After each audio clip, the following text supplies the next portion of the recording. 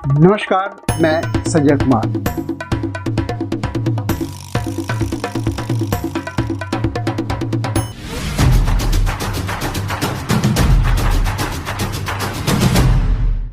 प्रस्तुत है हरिशंकर परसाई की व्यंग रचना टार्च बेचने वाले। वो पहले चौराहे पर बिजली के टार्च बेचा करता था।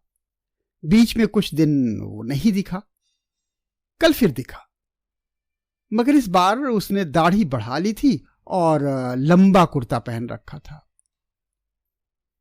मैंने पूछा, कहाँ रहे और ये दाढ़ी क्यों बढ़ा रखी है?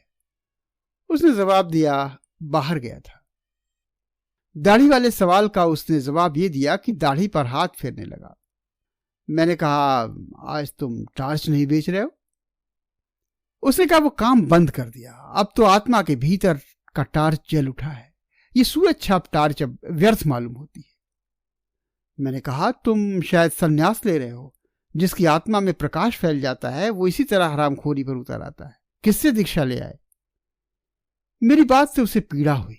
उसने कहा, ऐसे कठोर वचन मत बोलिए। आत्मा सबकी एक है। मेरी आत्मा को चोट पहुंचाकर आप अपनी ही आत्मा को घायल कर रहे हैं। मैंने कहा, यह सब तो ठीक है, मगर ये बताओ कि तुम यकायक ऐसे कैसे हो गए? क्या बीवी ने तुम्हें त्याग दिया? क्या उधार मिलना बंद हो गया? क्या साहूकारों ने ज्यादा तंग करना शुरू कर दिया? क्या चोरी के मामले में फंस गए हो? आखिर बाहर का टार्च भीतर आत्मा में कैसे घुस गया? उसने कहा, आपके सब अंदाज गलत हैं, ऐसा कुछ नहीं हुआ। एक घटना हो गई है जिसने जीवन बदल दिया। उसे मैं गुप्त रखना चाहता हूं, पर क्योंकि मैं आज ही यहां से दूर जा रहा हूं, इसलिए आपको सारा किस्सा सुना देता हूं। उसने बयान शुरू किया। यार, 5 साल पहले की बात है। मैं अपने एक दोस्त से हताश एक जगह बैठा, पैसा पैदा करने के लिए कुछ हमारे सामने आसमान को छूता हुआ एक अलग अलग दिशाओं में अपनी वो सवाल था, आजमाने पैसा कैसे पैदा करें। 5 साल बाद हम दोनों ने उस सवाल को इसी वक्त एक टांग पकड़ी और उसे हटाने की कोशिश करने लगे। दोस्त ने कहा, हमें पसीना आ गया यार, पर सवाल होना चले। मैंने कहा, उसने कहा, यार किस्मत आजमाने के पांव जमीन में गहरे गठाएं, ये उखड़ेगा नहीं, इसे टाल। मैंने कहा, हमने दूसरी तरफ मुंह कर लिया, पर वो सवाल फिर हमारे सामने आकर खड़ा हो गया। तब मैंने कहा, यार सवाल ये टलेगा नहीं, चलो इसे हल ही कर दें। पैसा पैदा करने के लिए कुछ काम धंधा करें। हम इसी वक्त अलग अलग दिशाओं में अपनी अपनी किस्मत आजमाने निकल पड़ते हैं। 5 साल बाद ठीक इसी तारीख को इसी वक्त हम यहीं मिलें। दोस्त ने कहा, यार साथी क्यों ना चले? मैंने कहा, नहीं, किस्मत आजमाने वालों की जितनी पुरानी कहानियां मैंने पढ़ी हैं उसमें वे सब अलग अलग दिशा में जाते हैं। साथ जाने में किस्मतों के टकरा कर टूटने का डर रहता है। तो साहब, हम अलग अलग चल पड़े। मैंने टार्च बेचने का धंधा शुरू कर दिया। चौराहे पर या मैदान में लोगों को इकट्ठा कर लेता और बहुत नाटकीय ढंग से कहता, आजकल सब जगह अंधेरा छाया रहता है, रातें बेहद काली होती हैं, अपना ही हाथ नहीं सूझता, आदमी को रास्ता नहीं दिखता, वो भटक जाता है, उसके पांव कांटों से बिध जाते हैं, वो गिरता है और उसके घुटने लहूलुहान हो जाते हैं। उसके आसपास भयानक अंधेरा है। शेर और चीते चारों तरफ घूम रहे हैं, सांप जमीन पर रेंग रहे हैं। अंधेरा सबको निगल रहा है। अंधेरा घर में भी है। आदमी रात को पेशाब करने उठता है और सांप पर उसका पांव पड़ जाता है। सांप उसे डस लेता है और वो मर जाता है। आपने तो देखा ही है साहब कि लोग मेरी बातें सुनकर कैसे डर जाते थे। भरी दोपहरी में वे अंधेरे के डर से कांपने लगते थे। आदमी को डराना कितना आसान है। लोग डर जाते तब मैं कहता, भाइयों ये सही है कि अंधेरा है, मगर प्रकाश भी है। वही प्रकाश मैं आपको देने आया हूं। हमारी सूरज छाप टार्च में वो प्रकाश है जो अंधकार को दूर भगा देता है। इसी वक्त सूरज छाप टार्च खरीदो और अंधेरे को दूर करो। जिन भाइयों को चाहिए हाथ ऊंचा करें। साहब, मेरे टार्च बिक जाते और मजे में मैं जिंदगी गुजारने लगा। वायदे के मुताबिक ठीक 5 साल बाद मैं उस जगह पहुंचा जहां मुझे दोस्त से मिलना था। वहां दिन भर मैंने उसकी राह देखी, वो नहीं आया। क्या हुआ? क्या वो भूल गया या वो इस संसार में ही नहीं है? मैं उसे ढूंढने निकल पड़ा। एक शाम जब मैं एक शहर की सड़क पर चला जा रहा था, मैंने देखा कि पास के मैदान में खूब रोशनी है और एक तरफ मंच सजा है, लाउड स्पीकर लगे हैं। मैदान में हजारों नर नारी श्रद्धा से झुके बैठे हैं। मंच पर सुंदर रेशमी वस्त्रों से सजे एक भव्य पुरुष बैठे हैं। वे खूब पुष्ट हैं, संवारी हुई लंबी दाढ़ी है, पीठ पर लहराते लंबे केश हैं। मैं भीड़ में एक कोने में जाकर बैठ गया। भव्य पुरुष फिल्मों के संत लग रहे थे।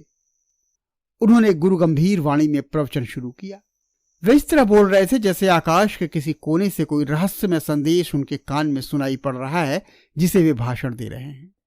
वे कह रहे थे, मैं आज मनुष्य को एक घने अंधकार में देख रहा हूं। उसके भीतर का कुछ बुझ गया है। यह युग ही अंधकारमय है। यह सर्वग्राही अंधकार संपूर्ण विश्व को अपने उदर में छिपाए है। आज मनुष्य इस अंधकार से घबरा उठा है। आज आत्मा में भी अंधकार है। अंतर की आंखें ज्योतिहीन हो गई हैं। मानव आत्मा अंधकार में घुटती है। मैं देख रहा हूं मनुष्य की आत्मा भय और पीड़ा से त्रस्त है। वे इसी तरह बोलते गए और लोग शांत भाव से सुनते गए। मुझे तो हंसी छूट रही थी। एक दो बार दबाते दबाते भी हंसी फूट ही गई और पास के श्रोताओं ने मुझे डांटा। भव्य पुरुष प्रवचन के अंत पर पहुंचते हुए कहने लगे, भाइयों और बहनों, डरो मत।